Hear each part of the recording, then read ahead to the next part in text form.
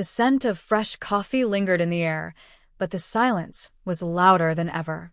Emily Carter stood by the kitchen window, watching droplets slide down the glass, each one echoing the weight she carried inside.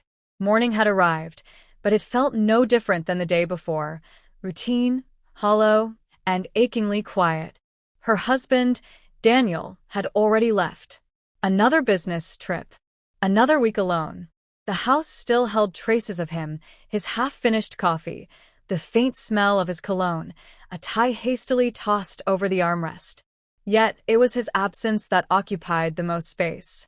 It wasn't just the empty seat at the breakfast table or the untouched side of the bed. It was the growing chasm between them, widening with every trip, every unanswered message, every distant call. Emily sat at the table, her fingers wrapped around the warm mug, but the warmth didn't reach her heart. She stared at the calendar on the wall. Their anniversary was next week. She didn't expect him to remember. He hadn't remembered last year either. They weren't always like this. Once, there were Sunday morning pancakes, late-night walks, spontaneous laughter. She could still remember the way Daniel used to look at her, like she was the center of his world. But life had changed. Work came first, and she had learned to swallow her loneliness quietly. Later that afternoon, a knock broke the silence. She opened the door to find Liam Parker, her neighbor and an old friend. He held a small box in his hand. "Hey," he said, offering a gentle smile. Daniel forgot this in the mailroom. "Thought I'd drop it off." Emily's expression softened. "Thanks, Liam. Come in for a minute." He hesitated briefly, then nodded. "Sure." They sat in the living room, the ticking of the clock filling the spaces between words. Liam had always been easy to talk to. Unlike Daniel, who had grown more distracted with each passing month, Liam listened. He looked people in the eye, asked how they really were, and waited for an honest answer. "Have you been holding up?" he asked, his tone careful, kind. Emily offered a weak smile. "Fine, I guess. Just, same old." Same old doesn't sound very comforting. She chuckled softly, though there was no joy behind it. "It's not." Liam leaned back, studying her face. "He's away again?" She nodded. "Another conference. Another city. Another week." He didn't say anything right away.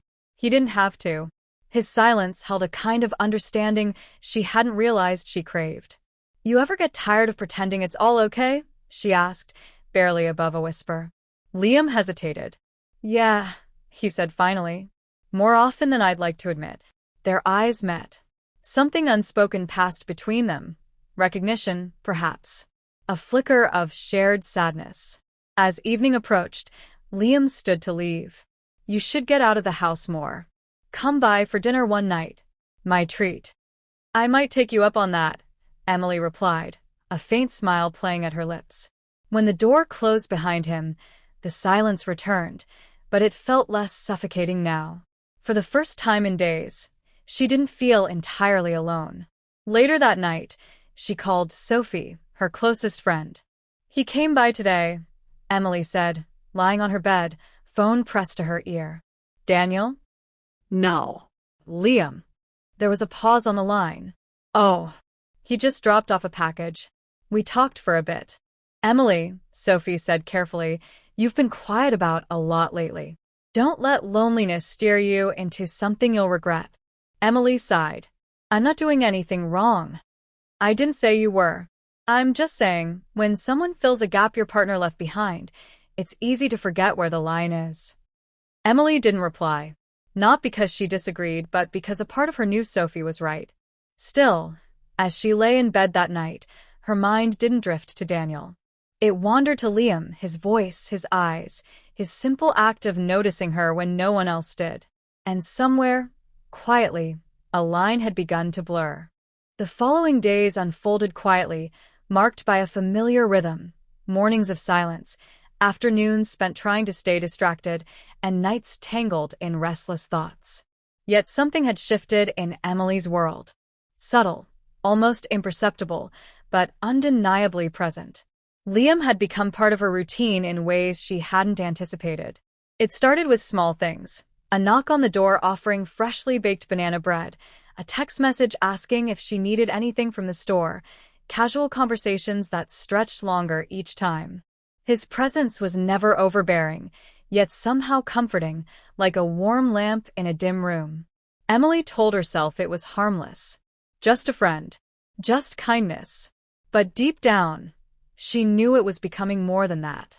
One evening, as the sun dipped behind the trees, painting the sky in burnt orange hues, Liam invited her over for dinner. "No pressure," he had said. "I just figured you could use a night that isn't microwaved leftovers and reruns." She hesitated, then nodded. Sure. Why not? His apartment, though just next door, felt like a different world. Warm lighting, soft music humming in the background, the scent of rosemary and garlic filling the air. It wasn't grand, but it felt intentional. Thoughtful in a way Daniel's gestures hadn't been for years.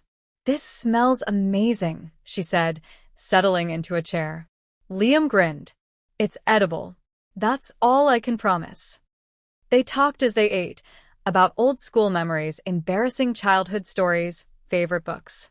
He listened without interrupting, laughed at her jokes, remembered details from previous conversations. With Liam, she didn't feel like she was fading into the background. She felt seen. At one point, he reached across the table to refill her glass, and their fingers brushed. It was nothing, a fleeting touch. But Emily felt it. That spark. That quiet pulse beneath the surface. She quickly pulled her hand back, clearing her throat. "So, you always cook like this for your guests?" "Only the special ones," he said playfully, then looked away, perhaps realizing the weight behind his words. Emily's heart fluttered and sank all at once. She shouldn't be feeling this way. This wasn't supposed to happen. She tried to steer the conversation back to safer ground. "Do you miss her?" she asked, referring to Liam's ex-girlfriend, whom he had briefly mentioned months ago. He paused, swirling his drink slowly. "I miss the idea of her for a while. But what I miss more is being with someone who actually wanted to be present, not just physically, but emotionally." Emily nodded slowly. The truth of his words clung to her like fog. That's what she had been aching for. Presence. Connection. Not just a body in the room, but a soul that met hers halfway. After dinner, they moved to the couch, sipping tea, letting the evening stretch longer than either intended. The conversation quieted, replaced by a soft lull of comfort. At some point, Emily leaned back, her head resting against the cushion, eyes half closed. "I needed this," she murmured, "just to feel normal again." Liam glanced at her, his expression unreadable. "You deserve to feel more than normal." A silence settled between them, thick, weighted, charged. Emily sat upright, suddenly aware of the space, or the lack of it, between them. "I should go," she said softly, rising to her feet. Liam stood as well. Right. "Of course." At the door, she hesitated. "Thank you for tonight." He nodded. "Anytime." Their eyes locked for a moment too long. The kind of moment that usually ends with a kiss in novels or films. But this wasn't fiction. This was real. Messy. Dangerous. She turned and walked away. That night, she stood in front of the mirror, staring at her reflection. There was a flush in her cheeks, a softness in her gaze she hadn't seen in years. And yet, beneath it all, there was guilt. A creeping, quiet guilt that whispered she was inching toward a boundary she once believed she'd never cross. Her phone buzzed. A message from Daniel. Landed safely. "Busy schedule this week. Will call if I get a chance." "No, I miss you. No, how are you holding up?" Just logistics. Like a business partner. A roommate. A ghost. Emily set the phone down and crawled into bed, but sleep didn't come easily. Her mind was crowded, with memories of Liam's laughter, the warmth of his apartment, the feel of his gaze on hers. Something was unfolding. Slowly. Inevitably. And she wasn't sure she could stop it. The rain came suddenly, thick drops pounding against the windows, wind howling through the quiet neighborhood. Emily stood in the living room, arms folded, watching the storm roll in. The sky, once painted in soft pastels, had turned into a roiling sea of gray. She welcomed the distraction. Anything to drown out the silence. The power flickered once, then went out completely. The house plunged into darkness. Emily reached for her phone and turned on the flashlight, the narrow beam cutting through the dim space. She lit a few candles, their golden glow flickering against the walls. A few minutes later, a knock sounded at the door, sharp and urgent. She opened it to find Liam, soaked through, hair dripping, his jacket clinging to him. "I didn't mean to scare you," he said, catching his breath. "I saw your lights go out from my window. Just wanted to check in, make sure you're okay." She stepped aside, wordlessly inviting him in. He peeled off his wet jacket, water pooling at his feet. "Sorry, I didn't mean to bring the storm with me." Emily chuckled softly. "No worries. Seems like you brought a little company to my candlelight solitude." He glanced around the dim room. "Cozy. You've got the whole mysterious novel heroine vibe going." She smiled, but there was tension beneath it. A flutter she couldn't quite still. "I made tea," she offered. "Or, I was about to. I'd love some." They settled into the living room, sipping tea by candlelight, the storm raging outside like a soundtrack to something neither of them could name. The conversation flowed easily at first, stories from childhood, jokes about the weather, harmless laughter echoing in the flickering light. But slowly, inevitably, the mood shifted. "You ever feel like you're living a life that isn't yours anymore?" Emily asked, staring into her cup. Liam looked at her, eyes steady. "All the time." She nodded, lips tightening. "Sometimes I wonder who I even am anymore. I used to be passionate, creative, Alive. Now I just manage time, fill space." "You're still all of those things," he said gently. "You've just been left alone in the quiet too long."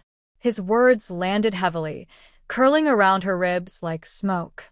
"I miss feeling wanted," she whispered, almost ashamed to say it aloud. Liam didn't move. He didn't speak. But his eyes told her everything. There was a moment, a long, suspended moment, where everything inside her screamed to step away, to create space, to preserve the last thread of innocence between them. But she didn't. He reached forward slowly, not presumptuously, but as if asking a question with his fingertips. She didn't pull back. Their hands met softly, trembling. And then, as if the storm outside had finally breached the walls of restraint, their lips met. It was gentle at first, hesitant, but quickly the dam broke. Passion spilled into every touch, every kiss. It wasn't lust, it was years of loneliness erupting all at once. A hunger not just for skin, but for connection, for validation, for being chosen. They moved together in the candlelit room, shadows dancing along the walls, the storm outside mirroring the storm within. Afterwards, silence returned, different now. He reached for her hand, but she was already curling into herself, wrapped in the overwhelming weight of what they'd done. She sat up, pulling a blanket around her shoulders. The guilt came crashing in, sharp and cold. "I didn't mean for this to happen," she said quietly, staring at the floor. Liam nodded, voice low. "Neither did I. I don't know who I am right now. You're human, Emily. That's all." But that didn't feel like enough. He dressed slowly, sensing the shift in her demeanor.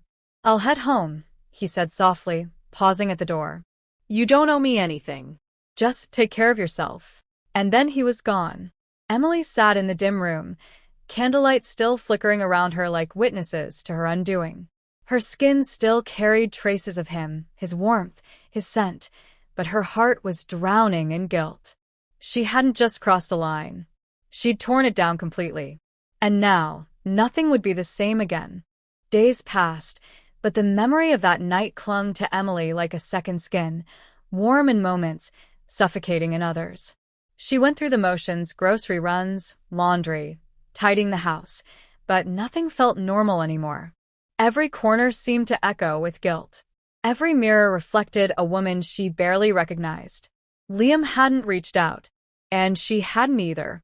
There was a quiet understanding between them now, a boundary neither dared to cross again, not out of lack of feeling, but out of the heavy awareness of what had already happened. The following Tuesday, Daniel returned. His arrival was unceremonious, as if he'd never left. A suitcase by the door, a brief nod, a quick, "Hey, how are you?" Emily watched him move around the house like a stranger. He kissed her cheek absent-mindedly, then disappeared into the shower. No mention of their anniversary. No questions about her days. No acknowledgement of the void he'd left behind. She sat at the kitchen table, staring at her hands. For a fleeting moment, she considered confessing, pouring it all out, just to feel the weight lift from her chest. But what would it change? Would he fight for her? Or would he simply walk away, relieved that the burden of pretending had finally lifted? That evening, Daniel joined her on the couch, scrolling through his phone, answering emails. "Work's been insane," he said, not looking up. "I barely had a minute to breathe this trip." Emily nodded. "You've been distant, Daniel." He glanced at her. "I've just been busy." "It's not just this week. It's been months, years even. I don't feel like I'm part of your world anymore." He sighed, setting the phone down. "You're overthinking it." "No," she said firmly. "I've been underthinking it. I've been numbing myself to this silence, pretending it's okay just because we share a roof." Daniel looked at her now. Really looked, brows furrowed, unsure of what to say. "I feel like I'm fading," she added. "And you haven't noticed." "Not once." He leaned forward, voice low. "I'm sorry you feel that way, Emily. I really am. But I can't be everything for you all the time. Life is hard. Work is demanding. I didn't mean to make you feel neglected." She swallowed hard. "But you did." The room fell quiet again. "I thought we were stronger than this," he said after a pause. "So did I." They sat in silence for a while, both staring at a television neither of them was watching. The air between them was thick with everything unsaid. Later that night, as Daniel slept beside her, peaceful, unaware, Emily stared at the ceiling, her heart heavy. The truth was simple. She had betrayed him. But what haunted her more was the realization that she hadn't missed him while he was gone. Not really. What she missed was the idea of him, the version of Daniel that used to hold her hand in grocery stores, surprise her with flowers, ask how her day was. That man hadn't been around in a long time. The next morning, she stood by the window again, watching the world stir to life. A gentle knock interrupted her thoughts. Her heart skipped. It wasn't Liam. It was Sophie. "I brought coffee," her friend said, holding up 2 cups. Emily stepped aside, letting her in. They sat on the back patio, sipping quietly for a while.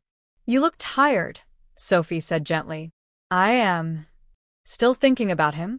Emily gave a faint nod. "It's not just about Liam anymore.